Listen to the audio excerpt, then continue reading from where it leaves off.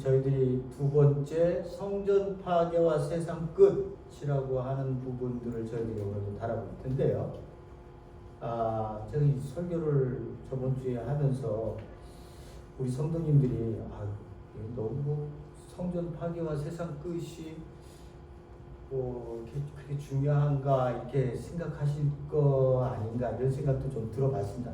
제가 이렇게 굉장히 많은 시간을 이렇게 얘기 드리면서 저 또한 걱정이 되는 게, 여러분들은 만약에 성경에서 그런 예수님께서 말씀하신 부분들이 성전 파괴든 세상 끝이든 어떤 말씀을 주셨다 하더라도 그것을 아는 것은 당연하겠지만, 우리가 이 땅에 살면서 하나님 앞에 하나님의 백성으로 살고 있다면 그 끝이 어떻든 간에 그 하나님 오시는 것에 대해서, 예수님 오시는 것에 대해서 우리가 그렇게 걱정할 필요가 있을까라고 하는 생각을 갖고 계셨다면 이 말씀이 중요한 것은 알지만 본질은 붙들고 계시는 거죠.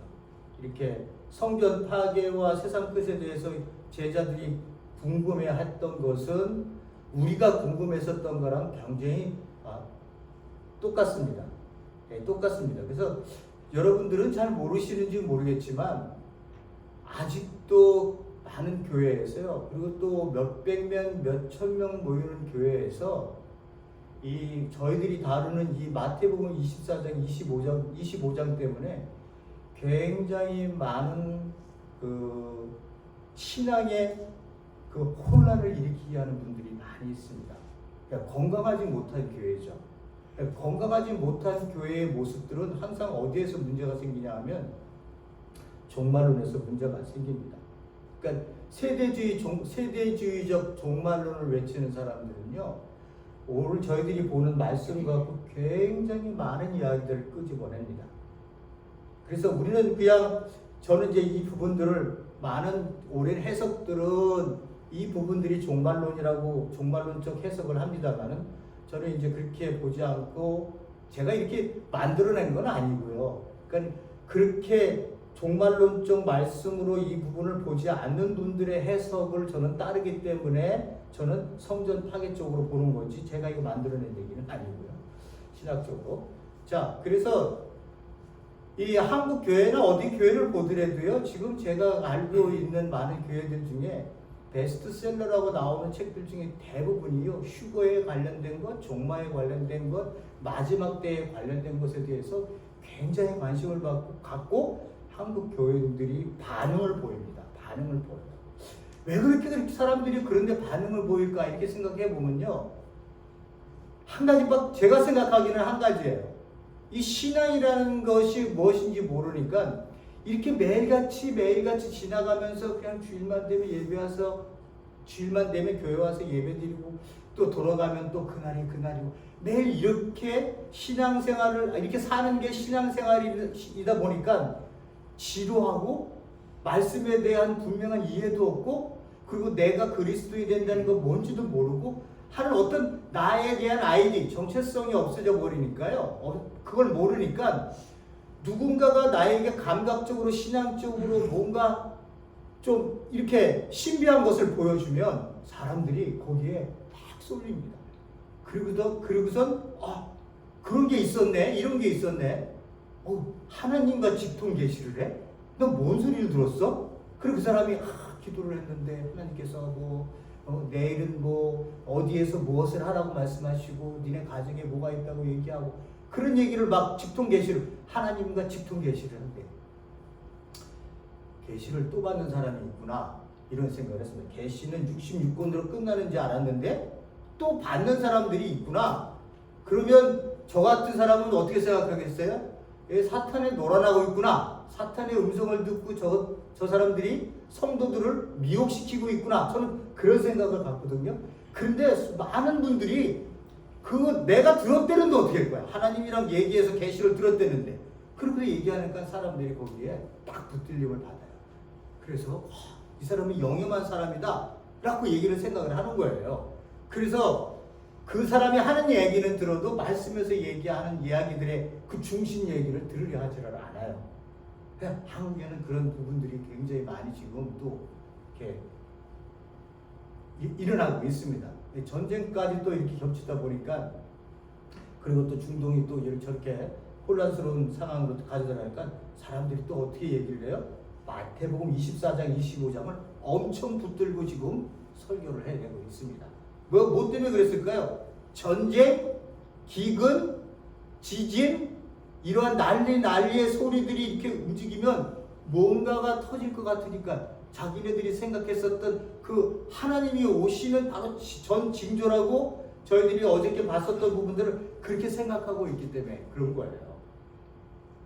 그러니까 여러분들이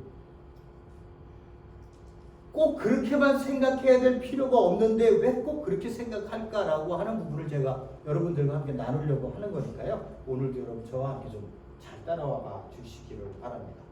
성전 파괴와 세상의 끝에 대한 얘기, 오늘 마태복음 24장 15절에서 28절에 대한 이야기를 나누도록 하겠습니다. 한번 다 같이 한번 15절하고 16절 한번 읽도록 하겠습니다.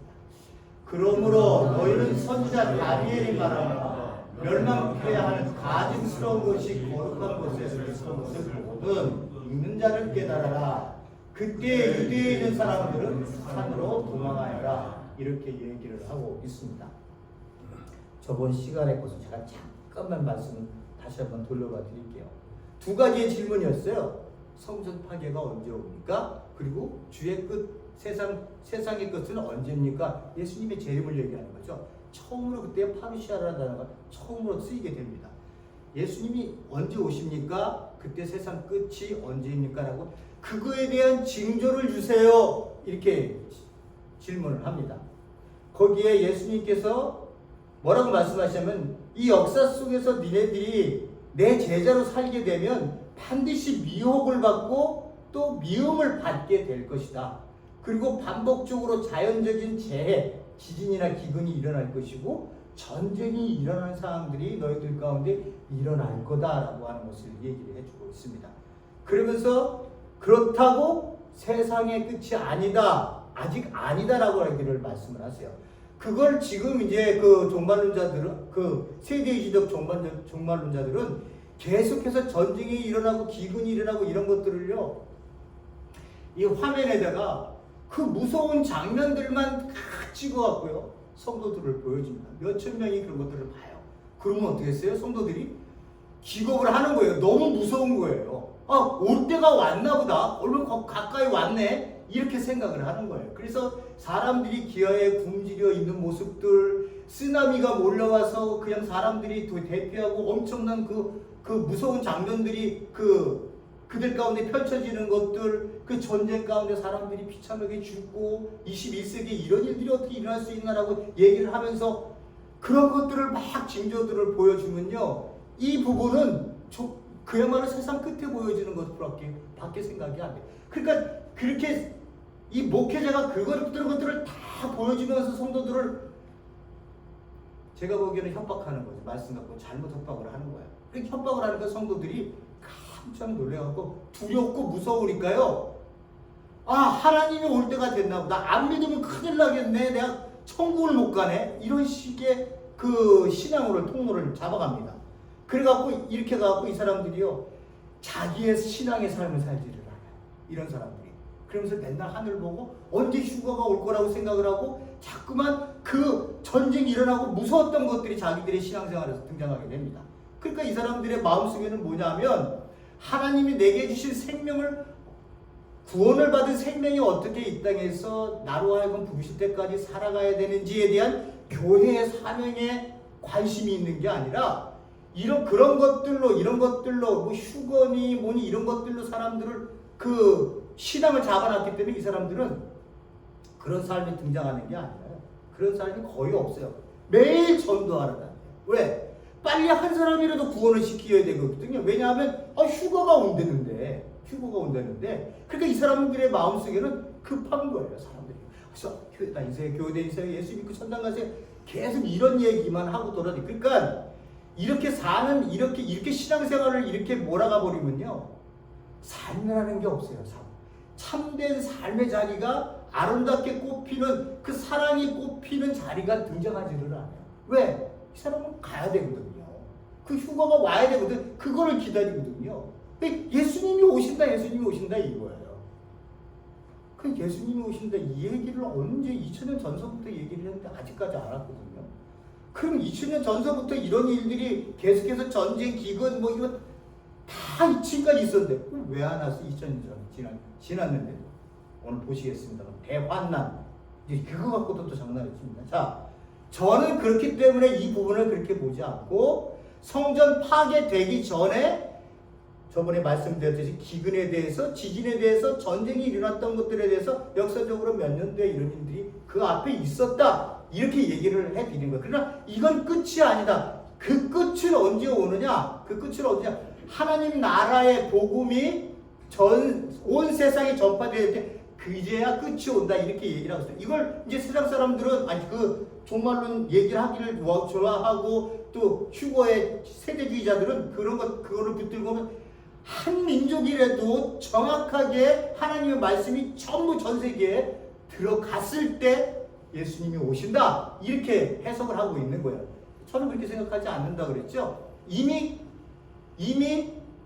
그 성전 파괴하기 전에 사도 바울이 이 세상이라고 하는 그 관념이 1세기의 관념이 헬라 시대는 헬라의 전체의 것 점령했었던 것이고 로마가 전체 가지고 있었던 그 영토 거기에 끝을 얘기했거든요. 거기에 끝까지 사도 바울이 내가 복음을 전파했다고 15장에서 얘기를 하고 있거든요.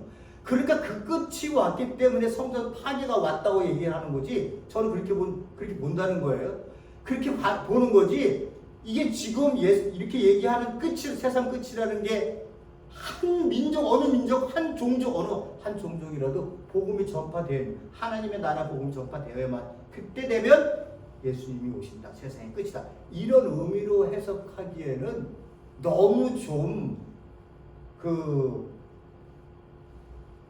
확대 해석하는 게 아니냐. 너무 시대적인 것을 성전의 것들을 너무 성전 파괴에 대한 것을 너무 무시하고 보고 있는 것이 아니냐. 이런 생각을 한다는 거죠. 그래서 저는 그것도 성전 파괴 전에 일어날 일들이다. 하나님의 나라가. 그때 당시에 사고 의식으로는 그랬다는 거죠. 자, 그리고 제가 한 번 더 드렸다시피 그 제자들이 물었을 때의 세상 끝 언제입니까? 얘기했을 때 쉰텔리아라는 단어하고 지금 아직 아니다. 하나님 나라가 복음이 왔을 때 그 세상의 끝이 온다. 그래서 이 끝 두 개는 텔로스라고 하는 다른 단어로 썼다고 제가 말씀을 저번 시간에 드렸습니다. 이렇게 그걸 성전 파괴로 보느냐, 예수님의 재림으로 보느냐에 따라서 여러분 신앙생활을 하는 사람들이 항상 그걸 염두에 두고 성전 파괴를 보는 사람들에게는 문제가 안 돼요. 왜? 그런 것들이 나에게 성전 파괴로 70년이 이루어졌으니까 이런 일이 이루어졌구나. 아버지 예수님의 말씀대로 이렇게 믿어버리고 끝나지만 이거를 세상의 끝으로 그래서 부활이 온다고 세상의 끝이라고 생각하는 사람들은 계속해서 이 말씀에 묶여 있어요. 아직도 안 왔거든요. 전쟁 나면 거기에 귀를 기울이고 아마겟돈 전쟁이 어디서 일어난다는 거야? 뭐 그런 얘기나 666 적그리스도가 뭐가 통합이 됐을 때 누가 뭐 대표로 나와서 뭐 그들을 모아갖고 뭐 전쟁을 일으킨다는 등 이런 얘기들을 하면 그 세상 끝으로 봤던 사람, 재림으로 봤던 사람들에게는 계속 거기에 관심을 가질 수밖에 없는 거예요. 이제 세대주의적 사람들, 세대주의 종말론자들이 그렇게 많이 얘기를 해요. 그 사람에 대한 그 시간 타협으로 제가 나중에 한번 말씀을 드려보겠습니다만은 그래서 저희들이 여기서 뭐라고 말씀했어요? 저번 시간에 인내하고 기다려라. 인내하고 너희들 기다려라. 경고망동하지 마라. 전쟁이 일어났다고 경고망동하거나 그러지 말라는 거 아니에요? 그래서 오늘 보게 되는 건 뭐예요? 멸망의 가증스러운 곳이 어디에 등장한다고요? 거룩한 곳. 성전에 멸망케 하는 가증스러운 곳이 그곳에 서게 되거든.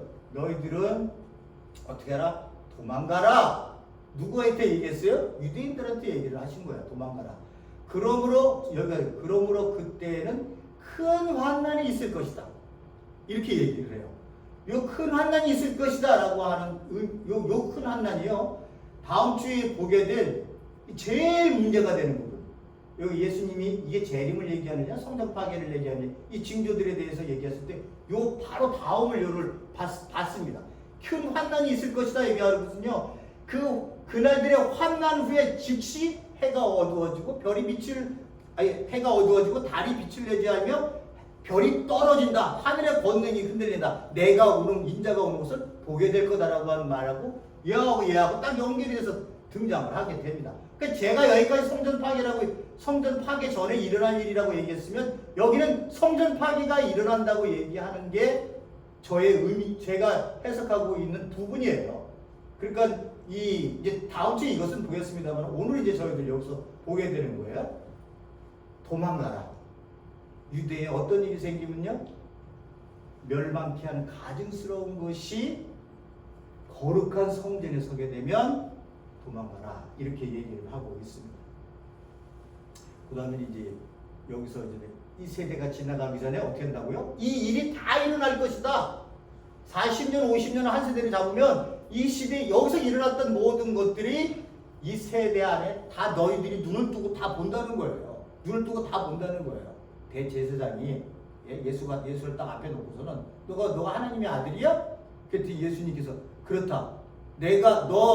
너는 내가 하늘의 구름을 타고 인자가 하늘의 구름에 타고 오는 것을 본다. 이렇게 얘기를 해요. 그러면 일반적으로 생각해서 본다. 그런 얘기는 뭐야? 그러면 제가 구름을 타고 오서 신적인 그런 거를 얘기하는 걸 다 알고 있으니까 제가 재림을 한다는 얘기야. 죽었다가 다시 재림을 한다는 얘기. 아직 죽지는 않았지만 어쨌든 예수님께서 인자가 네가 너 모든 것을 본다 얘기했을 때 그 사람 제사장이나 거기에 있었던 종교 지도자들이 봤던 게 뭐예요? 예수 그리스도를 통해서 예수 그리스도가 십자가에 못 박혀서 죽고 난 다음에 부활하시고 난 다음에 승천하시고 난 다음에 어떻게 했어요? 성령님이 이 땅에 오시게 되잖아요. 그리고 난 다음에 어떻게 예수님이 말씀하셨던 거를 AD 70년에 성전 없애버리시는 거예요. 너 그거를 보게 될 거야. 언제요? 이 세대가 지나가기 전에. 그러니까 이건 저는 성전 파괴를 보는 거지, 그게 종말에 예수님이 오실 때 세상 역사가 끝나는 그걸로 본다는 건 너무 좀 무리한 일이 아닌가 이렇게 생각을 하는 거예요. 그리고 예수님께서 어떻게 말씀하셨어요? 그날과 그때 징조는 아무것도 없다고 그랬어요. 징조. 여기 다 징조들이잖아요. 근데 우리가 저번에 봤던 것처럼 그날과 그 시각은 아무것도 모른다. 노아오면서 일상생활 중단되고 도덕비유 얘기하면서 징조라는 건 없다. 어느 날 갑자기 찾아온다. 이런 얘기를 말씀을 하신 거거든요. 자, 보세요. 이제 오늘 본문으로 나가도록 하겠습니다. 그러므로 이 말들을 이제 앞에 이야기들이죠. 산통이 시작된다. 산통이 시작으로 생각해라. 그냥 경고망동하지 말고 기다려라. 너희들 이런 일들이 니네들 역사 있을 때 일어날 거다라고 하는 것을 얘기해 주고, 그러므로 너희는 선지자 다니엘이 말한가 멸망케 하는 가증스러운 것이 거룩한 곳에 선 것을 보거든 읽는 사람들은 깨달아. 그때 보거든 어떻게 하라고요? 그때에 유대에 있는 사람들은 산으로 도망하라.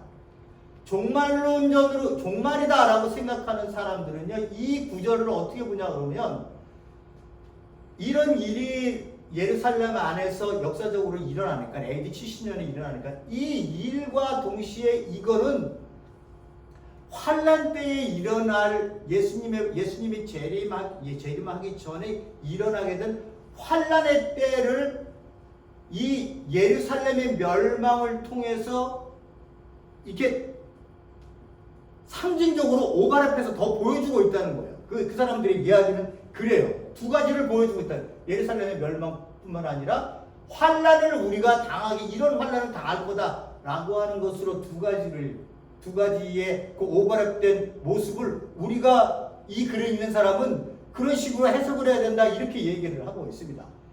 그 사람들은 그렇게 얘기하지만 제가 여기서 얘기하려고 그러면 여기서 유대에 있는 사람들, 분명히 예수님이 유대에 있는 사람들이라고 얘기했고, 여기 보세요. 안식일. 우리 이방인들이나 우리 지금 그리스도인들이 안식일을 지키지 않아요. 그러면 요 유대에 있는 사람들 안식일, 이거는 또 어떻게 해석을 그 사람들은 해야 될까? 해석이 좀 붕하기는 하죠. 근데 이것을 전부 다 상징적인 의미로 생각을 하고 있습니다. 상징적인 것들이요. 그러니까 이 모든 일들이 우리에게 닥친다는 거예요. 우리에게도. 지금 예수님이 오시면 똑같이 이런 일이 닥친다고 얘기를 해요. 근데 저는 이제 그렇게 안 본다는 거죠. 이건 철저하게 성전 파괴가 임박했을 때 예수님께서 그들에게 산으로 도망해라 이런 얘기예요. 지붕 위에 있는 사람은 집안에 물건 꺼내라고 내려가지 말아라. 밭에 있는 사람은 옷가지러 돌아가서지 말아라. 그만큼 급박한 거예요. 이게 그날에는 아이벤 여자들과 젖먹이를 가진 여자들은 불행하다. 왜? 이 애를 임신해 있는 상황에서의 피난이라고 하는 건 이건 뭐 말하나 마나 아니야. 젖먹이를 애 젖을 먹여야 되는 그 여자들 또한 말하나 마나한 거고요. 이 여자들에게는 이 시기가 얼마나 고달프고 힘든 피난의 길이 되겠어요? 너희가 도망하는 일이 겨울이나 안식일에 일어나지 않도록 기도를 해라. 이렇게 얘기해요. 겨울, 유대의 산지의 겨울은요, 엄청 춥답니다. 저는 뭐 경험 안 해봐서 모르겠습니다만, 자료를 찾아봤더니 엄청 춥대요. 그리고 그때가 되면 홍수, 비가 많이 내린대요. 비가 많이 내려갖고, 여름철에는 그 밑바닥이 딱딱하게, 와디라고 부르는데요, 와디. 딱딱하게 해갖고, 거기가 암석처럼 단단할 정도로 그렇게 여름에는 굳어 있다가, 겨울이 돼서 비가 오면 그 단단하던 곳이 완전히 다 무너져서 질퍽질퍽하대요. 그러니까 이 겨울철에 도망가는 일은 굉장히 힘들고 불가능한 일처럼 얘기를 한대요. 그러니까 예수님이 말씀을 하시는 거예요. 겨울, 안식일. 왜 안식일은 왜요? 안식일은 걸어야 될 길이가 깨끗하여 1마일이에요. 전쟁이 들어와갖고 나를 죽이러 오는데 도망가야 되는데 1마일만 도망가서 거기서 가만히 이렇게 서 있을 수 없잖아요. 안식일 지키려고. 그죠? 유대인들이 포로로 잡혀갔어도요, 전쟁을 내보내지를 않았대요. 왜? 안식일을 지키고 있는 사람이기 때문에 전쟁을 하러 앞으로 공격하고 그러면 가는 거리가 정해져 있어요. 그러니까 이 사람들은 그런 자리에서 뺐다고 그러더라고요. 유대인들은. 이 안식일을 지키니까. 그리고 제가 한번 말씀드렸잖아요. 마카비 전쟁이 일어났을 때, 예? 안식일 날 전쟁을 하지 않으니까 그 틈을 타서 셀루쿠스 왕조 안티파네스 왕이 안티오쿠스 4세가 와갖고는 동굴에 숨어 있는데도 안 도망가는 거야. 이 사람들이 안식일이라고. 1000명이 그 자리에서요, 한 아소리도 못하고 그 자리에서 다 죽었어요. 안식일. 그만큼 안식일이 일어나지 않도록 너희들이 기도해라. 이렇게 예수님께서 말씀하시는 거예요. 이만큼 급박한 상태가 되는 거. 언제? 멸망케 하는 가증스러운 것이 거룩한 곳에 서보다. 그럼 이때가 언제야? 이렇게 생각할 거 아니에요. 그러면 제가 생각하기로는 이건 뭐 자료 중에서 제가 찾아본 거 봤으니까 몇 가지 설이 있습니다. 첫 번째, 이 얘기가 나오는 거는 다니엘서에 나오는 거, 다니엘 9장 12장에서 나오는 단어 그 부분인데요. 이거를 첫 번째 생각해서 적용되어졌던 것이 제가 저번에 말씀드렸던 BC 167년에 마카비 형제가 전쟁을 일으킬 수밖에 없었던 형태가 있었다고 그러잖아요. 그죠? 안티오쿠스 4세가, 에피파네스가 헬라 문화를 그 전까지는 뭐 그냥 잔잔한 물결로 이렇게 왔다가 그냥 거센 바람으로 들어와 버리니까, 거기에 반항을 하는 유대인들이 율법도 못 지키게 해, 안식일도 못 지키게 해, 할례도 못하게 해, 돼지 음식에다가 돼지 음식을 제사 음식으로 드려. 거기 누가 서 있어요? 제우스 신상을 성전에 세워 놓은 거예요. 여기에 딱 그거 아니에요. 멸망케 하는 가증스러운 것이 거룩한 것을 세워. 그래서 BC 167년에 첫 번째 해당하는 그러한 적용 구절이 등장하는 거고. 그러면 이때는요, 지금 성전 파괴에는요, 성전이 파괴되기 전에 그런 일이 분명히 있었다는 거예요. 4가지 설은 있는데, 제가 4가지 설은 다 읽어봤는데, 정확하게 어떤 설이 분명하다고 싶은 것이 없어요. 단지 조금 더 정확성이 있다면, 전쟁이 일어났을 때, 66년에 전쟁이 일어났을 때, 그 젤로 땅이요. 열심당원들하고 반란자들하고 함께 예루살렘 성전에 들어가요. 들어가서는 거기에 그 부분을, 그 장면을 요세푸스가 어떻게 쓰냐 그러면 더러운 발로 성소를 침범했다 이렇게 얘기를 하고요. 그리고 난 다음에 그 성전을 교두보로 헤드쿼터로 전쟁 그 헤드쿼터로 사용했는데 그들 간에도 뭐가 있었어요? 암투가 있어갖고요. 권력을 서로 잡으려고 거기서 사람을 죽이는 일들이, 피가 흐르는 그런 일들이 일어납니다. 그 부분이 조금은 관련이 있다고 얘기를 하지만 정확하게 그 역사에 대한 부분을 이 멸망하기 전에 그 안에서 어떤 일이 일어났을까에 대해서는 얘기를 하지, 정확하다고 얘기할 수 있는 학자들은 아무도 없더라고요. 그렇다고 뭐 제가 그것만 연구하는 사람도 아니기 때문에 저도 거기에 대해서 대답을 못 내는 거죠. 어쨌든 그렇게 됐을 때 어떻게 하라고요? 도망가라. 옷 가지러 갈 수, 물건 가지러 갈 수 없고 겉옷 가지러 갈 수도 없다. 어때요? 그때 큰 환란이 닥칠 것인데 그런 환난은 처음 세상부터 이제까지 없으며 앞으로도 없을 것이다. 이 부분을 종말론자들은 굉장히 강조를 합니다. 이 환란을 우리가 겪게 된다는 거예요. 우리가. 세대주의자들은 또 근데 다르게 봐요. 세대주의적 종말론자들은요. 쭉 말씀을 드리면 세대주의적 종말론자, 세대주의적 전천전설, 1000년 전에 예수님이 재림있다고 얘기하는 사람들이에요. 그 사람들은 개신교 우리 정통교회에서는 받아들이지 않아요. 그런 교리들은. 단지 그냥 역사기 전천전설하고 무천전설을 받아들여도 세대주의적 전천전설, 뭐 교황이 뭐 나중에 이씨를 통합해갖고 왕이 된다는 등 뭐 이씨의 한 지도자가 등장해서 적그리스도가 있다는 얘기로 세대주의로 이렇게 세대를 나누어서 보면서 지금 이 세대의 이 성경 요한계시록은 어떻게 보이지? 이렇게 해석하는 사람들의 해석은 저희들이 받지 않습니다. 근데 세대주의적 전체를 사람들은 뭐라고 하냐면요. 이렇게 얘기를 해요. 이게 쭉 지나가다가 여러분이 아는 것처럼 어느 시간에 하는 예수님께서 공중재림을 한다는 거예요. 공중재림을 하니까 이 땅에 있던 성도들이 어떻게 해요? 슝 하고 올라가서 휴거를 맞는다는 거예요. 거기에서 7년 동안 거기서 메시아 잔치를 연다는 거예요. 그러면 여기는 땅에는 누가 남겠어요? 믿지 않는 사람들만 남잖아요. 그 믿지 않는 사람들이 여기서 7년 동안 여기서 남는 거예요. 여기서. 그래서 여기서 대환란이 일어나는 거예요. 여기서 얘기하는 것은 대환란. 세상 처음부터 이제까지 없으면 앞으로도 없을 것이라는 거예요. 그래서 공중에 올라가서 7년 동안 있을 동안 이 밑에서는 대환란이 일어나는 거예요. 그리고 난 다음 그때 뭐가 나타나겠어요? 적그리스도가 나타나서 뭐 전쟁이 일어나고 뭐 마와 마곡 전쟁이라나 뭐라나 뭐 그것부터 시작해갖고 뭐 소설들을 막 쓰고 계시더라고요. 그리고 난 다음에 어떻게 되냐? 7년을 지나면요 예수님이 그 성도들을 데리고 다시 내려온대요 밑으로. 그리고 난 다음에 1000년이라는 세월이 1000년 왕국이 지나간다는 거예요. 그렇게 얘기하는 사람들이 세대주의적 전천전설 사람들인데요. 그때 요 7년 동안에 이 대환란이 있다는 거예요. 대환란이.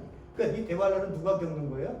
그냥 이거를 종말론으로 보는 사람들은 우리가 겪는다라고 얘기하고 세대주의자들 그 종말론자들은 이 환란을 우리가 겪는 게 아니라 이 땅에 남아있는 사람들이 겪는다고 얘기를 하는 거예요.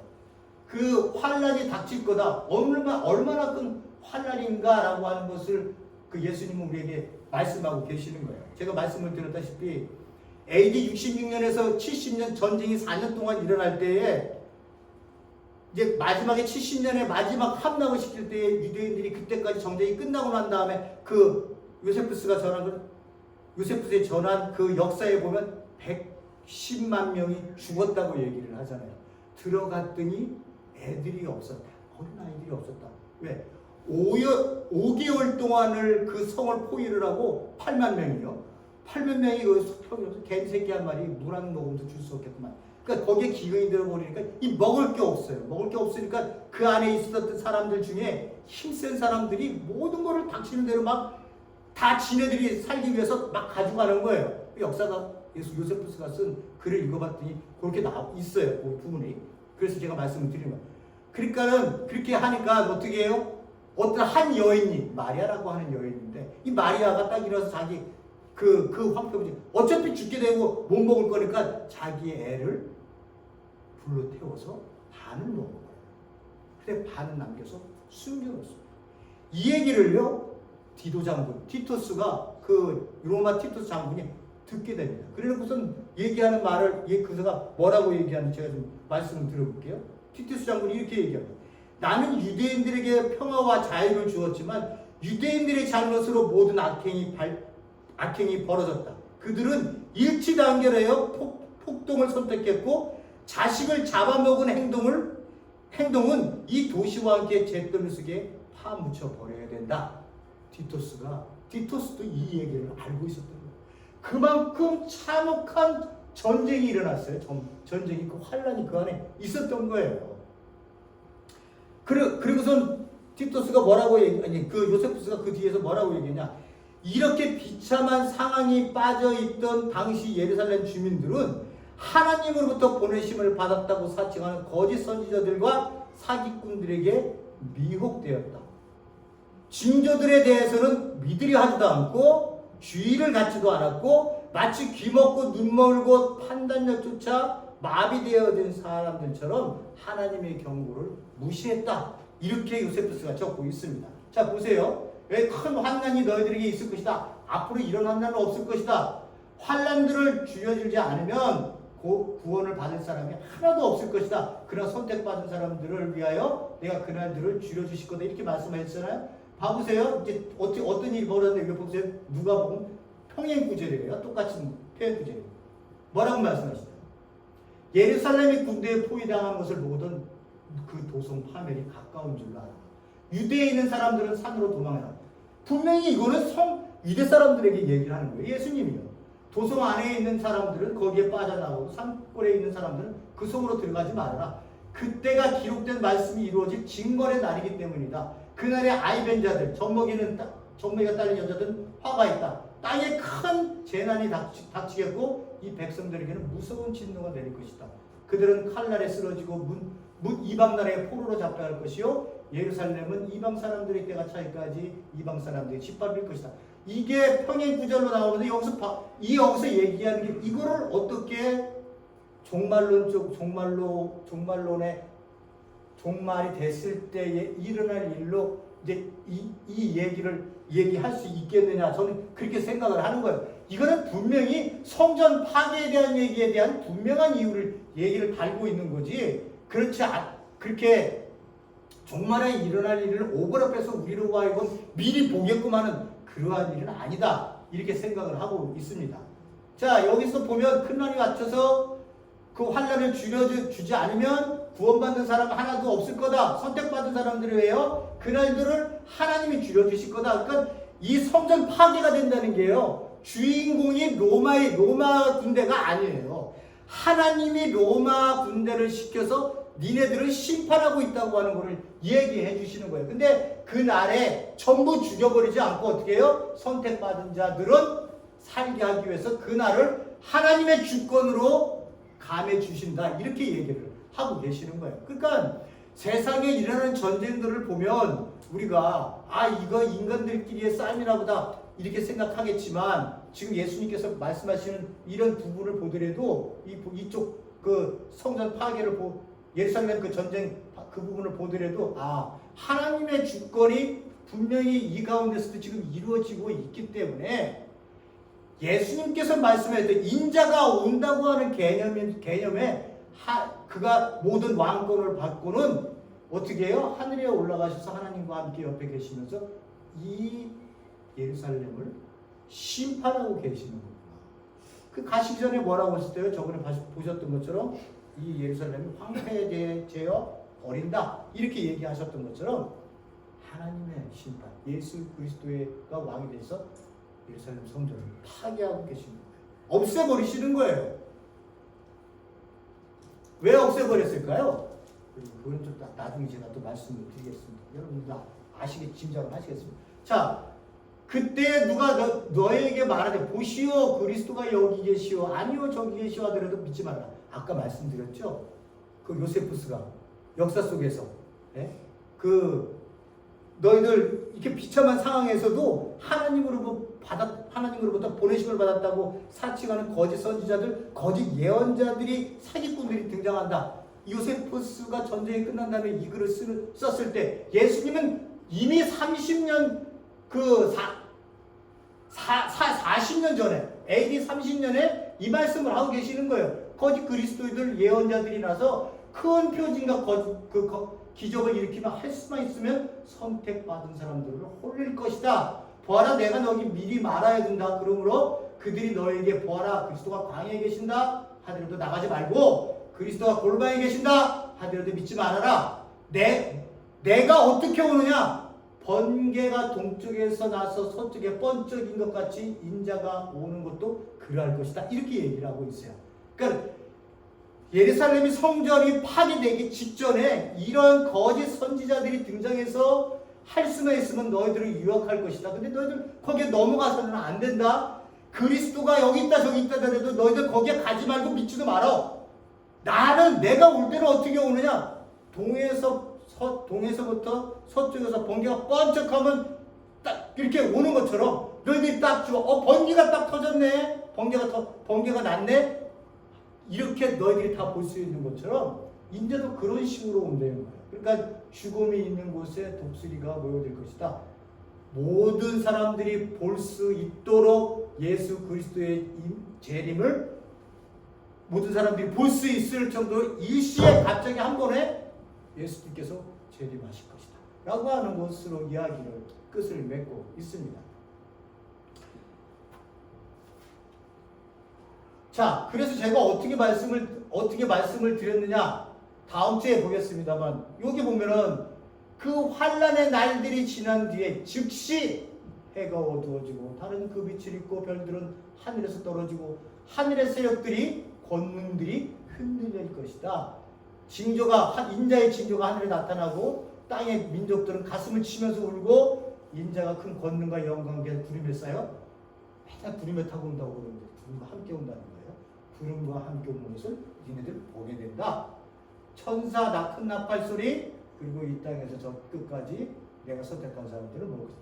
이 부분들을 다음 주에 제가, 왜 이 딱 보면요 진짜 예수님 오시는 것 같아요. 예수님 오시는 것 같아요. 그러니까 많은 사람들이 그렇게 해석을 했겠죠. 근데 그렇게 해석하지 않고 성전 파괴로 해석할 수 있는 그러한 그 방법이 구약의 말씀 속에서 주어져 있다 라고 하는 것을 제가 다음 주에 이 부분들을 다 해석을 해드리고요. 이렇게 해서 여러분들이 보시는 것처럼 오늘 저희들이 두 번째 단계까지 끝났습니다.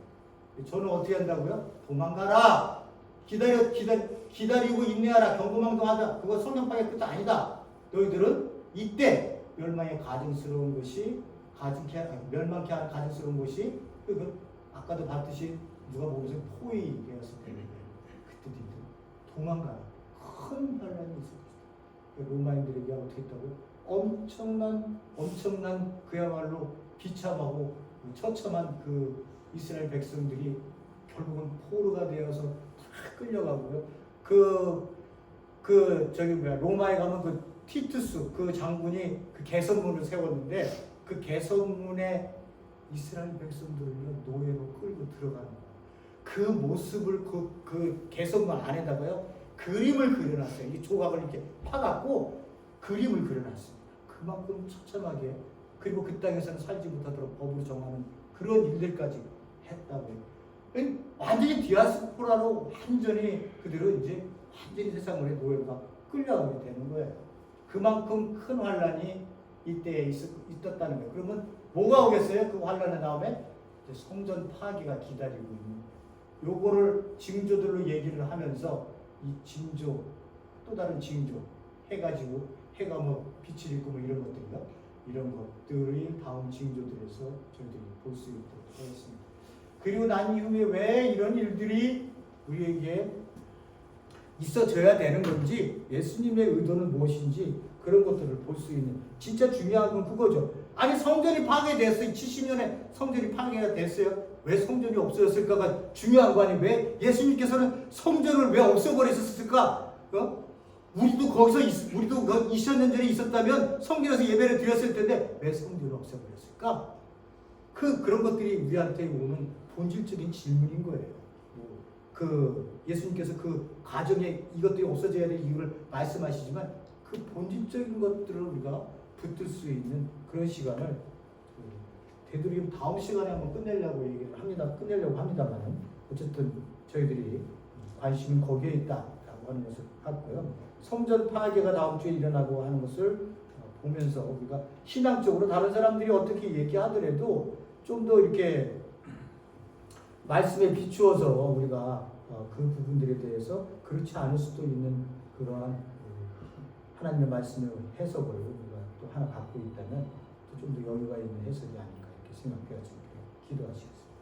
고맙고 감사하신 하나님 아버지, 하나님께 버림을 받아 정말로 이스라엘이 멸망되어지고 파괴되어지는 그 장면들을 볼 때마다 우리는 우리의 생각으로는 우리가 로마 편에 들어서는 안 되는 것 같은데 우리는 로마의 편을 들어야 하는 하나님의 시각을 가지고 있어야 됩니다. 하나님, 우리로 하여금 이 시대 속에서 하나님 분명하게 어떤 것이 진실된 본질인지를 붙들고 이 땅을 살아가게 하시게 하시고 우리로 하여금 정말로 참으로 뜬구름 잡는 그런 추상적인 이야기로 우리의 신앙을 다른 곳으로 분산시키는 그러한 엉뚱한 그러한 교리들로 우리에게 미혹하거나 또는 우리를 유혹하는 그런 것들 속에서 분명하게 우리가 아니라고 얘기하며 우리의 신앙생활을 잡아가는 그런 성도님들 될 수 있게 도와주시옵소서. 모든 것 주님께 맡겨놓고 예수님 이름으로 기도했습니다. 아멘.